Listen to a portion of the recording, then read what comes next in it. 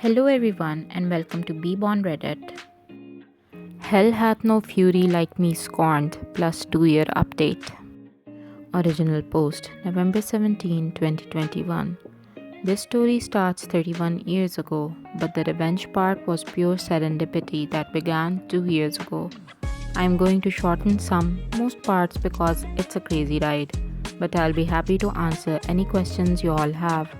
I learned a shit ton on this journey, and part of the reason for this write-up is to share that with others.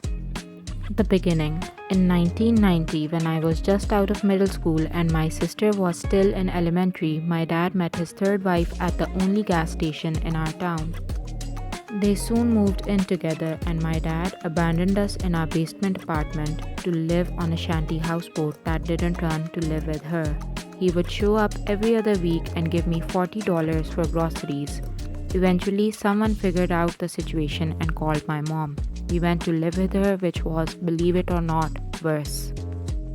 My dad and his shanty wife got married in 1991. Not long after, she called me and told me my dad's brain tumor had returned. It hadn't, and that he couldn't handle the stress of being around us. That the only people he could bear to be around was her and her son Shorty, who was my age. When I called my dad to ask if this was true, he said it wasn't, and he just couldn't believe that she would say that to begin with. That was one of our last conversations until 2 years ago. The middle.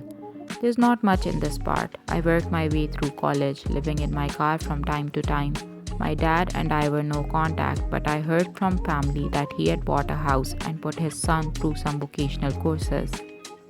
When my grandmother died, Shorty and Shanty wife showed up in a truck and took all the furniture and anything else that wasn't tied down or already gone. Eventually, I went no contact with my dad's side of the family. I struggled for years, decades really, but I made it. And I have a great job and a good family now.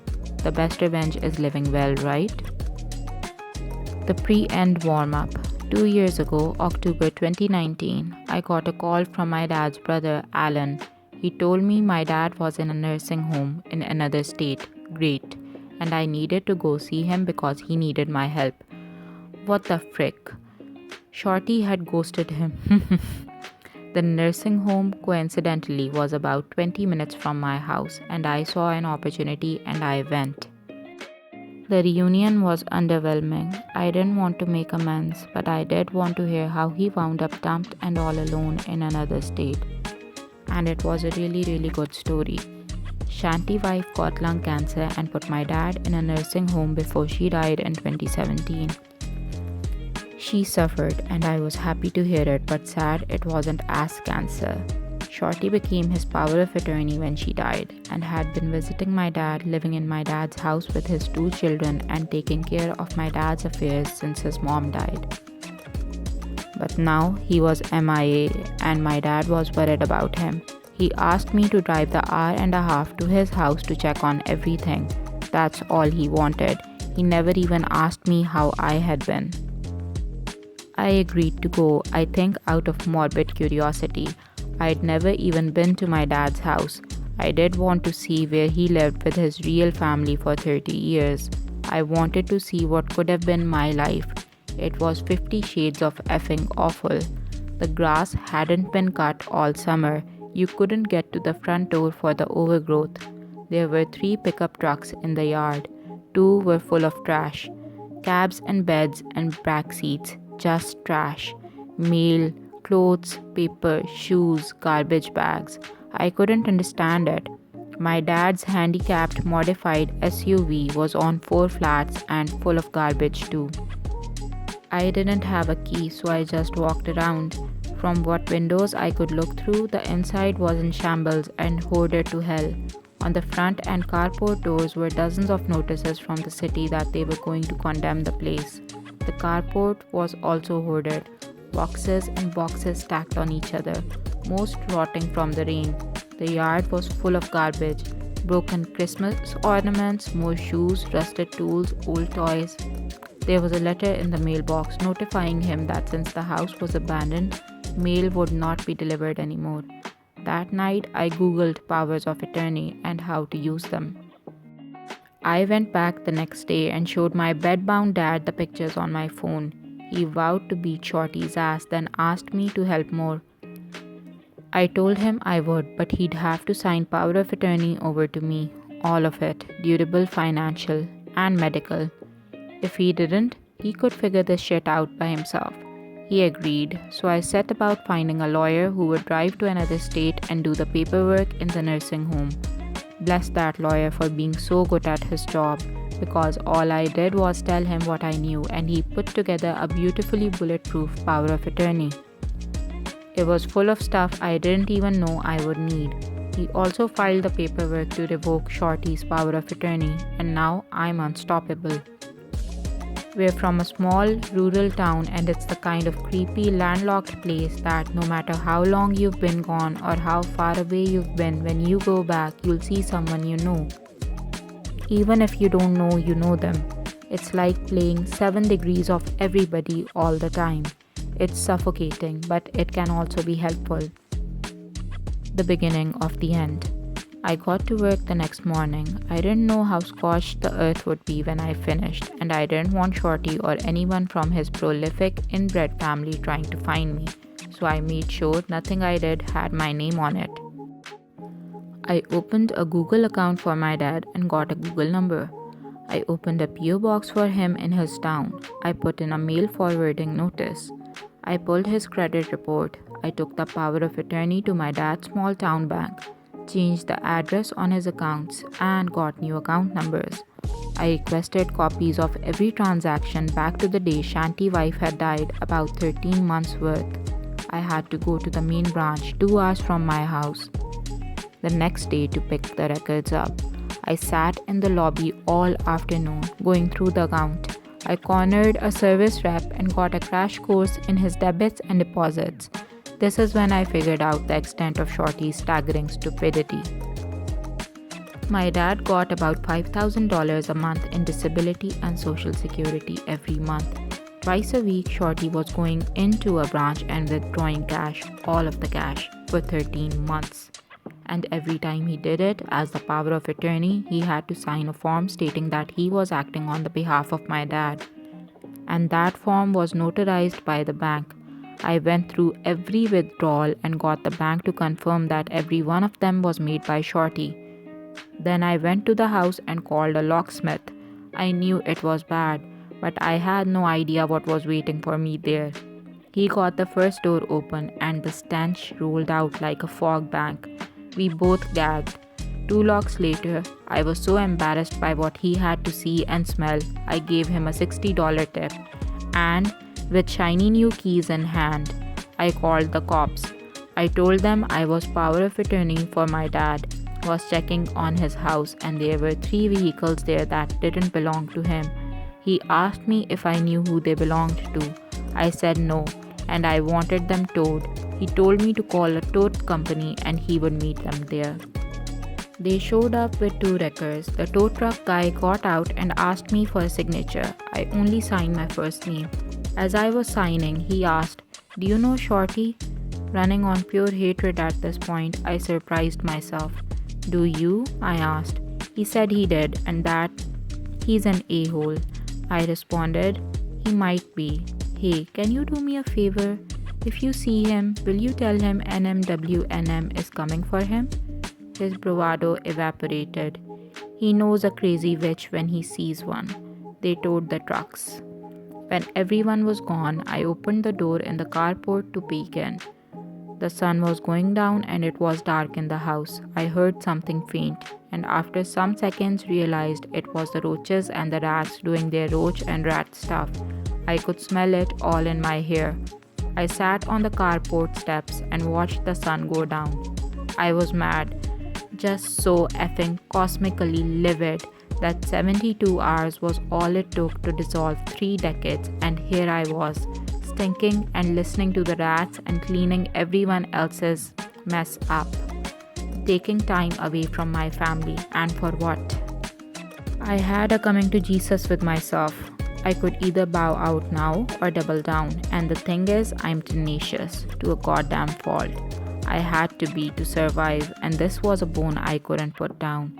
The thought of Shorty's life being upended, his only source of income probably disappearing literally overnight, and my dad having to hear secondhand from me that he's broke and alone made me absolutely giddy.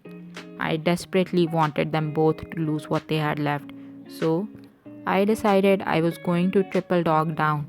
That night, I googled restraining orders, and it was surprisingly easy to get one. I went to the courthouse in my hometown, went to the clerk's office and told her I needed a restraining order. I filled the form in at a rickety table while I was there. I wasn't prepared to see a judge that day, but she took the form and said, "Okay, I'll see if the judge is still here." That kind of scared me. She took me to his chambers, and as I was waiting, I looked around and saw he had certificates of appreciation hanging up from various veterans groups. Then I wiped my palms and thought, fish in a barrel. He asked about my dad's stint in the Marines and about the DoD office logo on my sweater. I'm a contractor. He read my form and granted the temporary order. I would have to go back for the permanent one, where Shorty would be able to argue against it. Then I went home and googled biohazard companies and elder abuse statutes in my state. I hired a biohazard company to shovel all the mess out of the house for $7,000. I would have paid double. They found my dad's mummified dog under some pizza boxes in the master bedroom. They sent me pictures and salvaged some papers. Shorty was served during this time and a hearing was set. I got to work collecting and documenting stuff. I made pictures and spreadsheets and timelines with cross-references because F it. Now they had my full attention. The paid versions of Truthfinder and Trello seriously got me through all this. In my spare time, I went to the nursing home and gave my dad 8x10 copies of the pictures of his dead dog from every angle. Before court, I went to the police station nearby and told them I wanted to report an elder abuse crime. A white-collar detective came out and told me it was a domestic matter and that since Shorty had been power of attorney, everything he had done was legal. And this was the day I got to teach a small-town detective about the fiduciary responsibilities of a power of attorney. Thanks, Google. I handed him a copy of the statute with the applicable sections highlighted. Then I handed him a thick folder with bank statements, pictures of the hoarded house and dead dog, a copy of my dad's credit report that showed he was tens and tens of thousands of dollars in debt, and a spreadsheet listing every cash withdrawal with a running total of the stolen amounts. The grand total was just over $130,000 in cash. That's not including the lost value of the house or the credit cards he opened and used. I told him he could keep that folder since it wasn't the only one I had. Then I told him I would wait for a case number and I sat down. He came back about 30 minutes later and apologized, said I had a case and gave me a case number. Then I headed over to the courthouse. This is the end. There were other people there and I had to wait my turn. And while I was waiting, that stupid mother trucker schlepped his sloppy ass into the courtroom by himself and obviously, literally, non-metaphorically, dirty. His shoes were untied and that turned my giggle box over. Then it was our turn and we stood up. The same judge asked me some questions, asked him some questions and asked me if I had any proof. I had a very thick folder of it. The judge asked me if I had gone to the police. Well, yes sir, I have. Do you have a case number? As a matter of fact, the order was granted, permanently and for life, but not before the judge halted proceedings and told Shorty he needed a lawyer. Someone told me that the courthouse would have a copy of my dad's DD-214 discharge papers, so while I was there, I got a copy of those because why not? I also used my power of attorney to take Shanty wife off the deed to the house. That way, if my dad died and it went into probate, Shorty had no immediate claim. I also went and got copies of my dad's birth certificate and Shanty wife's death certificate.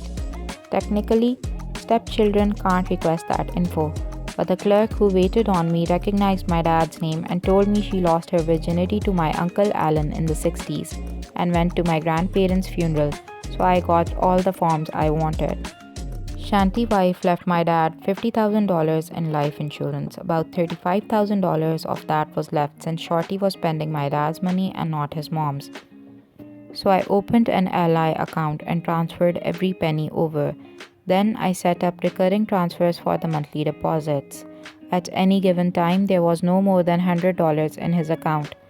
I also found a house flipper that paid me enough for the house to pay off his mortgage. That's the thing about probate. There's nothing to fight over if there's nothing there, and I made sure there was nothing there. My dad died thinking he still owned a house. Speaking of which, this is about the time I found my dad's life insurance policies. They were up to date, and Shanty wife was the beneficiary. My power of attorney didn't allow me to change beneficiaries, but it allowed me to assign them, and since Shanty wife was dead, there was technically no beneficiary. This is where the death certificates came in handy. I assigned my sister and me as beneficiaries, irrevocable too, which means that the only way to change that is for my dad and me and my sister to agree to it. I kept my dad in the dark about all this. The only thing he ever really knew about was the restraining order and his dead dog. I found out that he had purchased the gravesite next to Shanty wife and wanted to be buried next to her.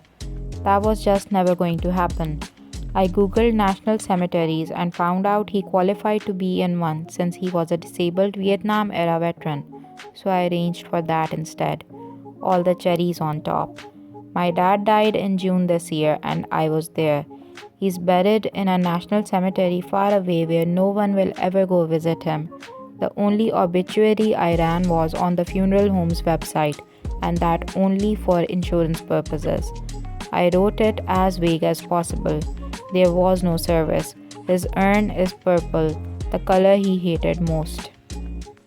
I got a call in August from the prosecutor's office in my hometown. The lady on the other end is married to my first cousin because of course she is. That's how it effing works there. Shorty was arrested just after midnight on July 1st, was still in jail and had been arraigned on felony elder abuse charges.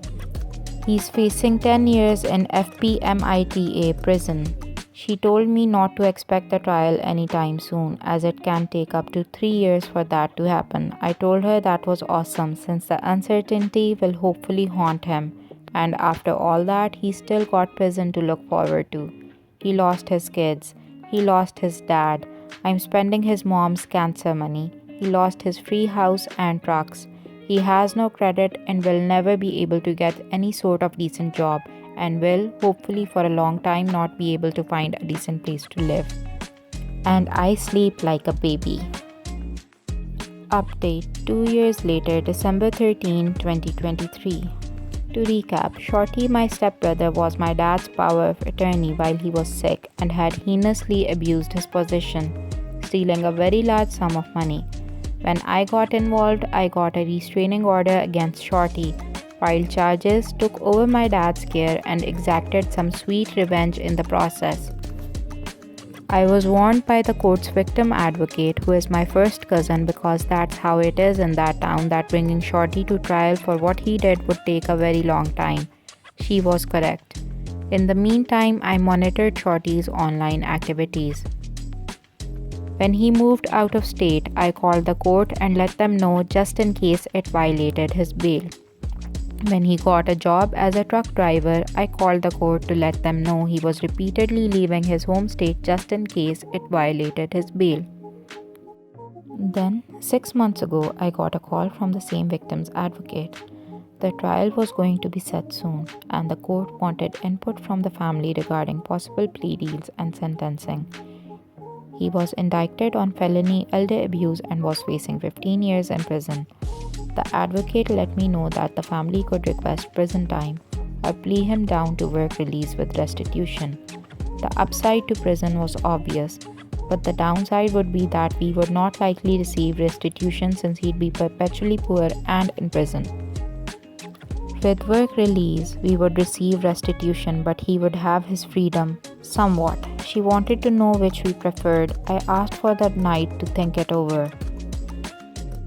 Shorty's future rested in my hands and I wanted to savor it. What kind of god did I want to be? To decide, I needed to do some math. If he went to prison for 15 years, he would be out in half or less. 7 years is a long time, but restitution would surely take as long, if not longer, and I would get the pleasure of taking his money every month, for years and years and years. I liked the thought of him working every day, toiling away in shit conditions for shit pay, and him knowing that a portion of that shit pay would be for nothing. I loved the thought that I would be the reason for it. So I called her back and told her we would be okay with a plea deal to felony supervised release and restitution.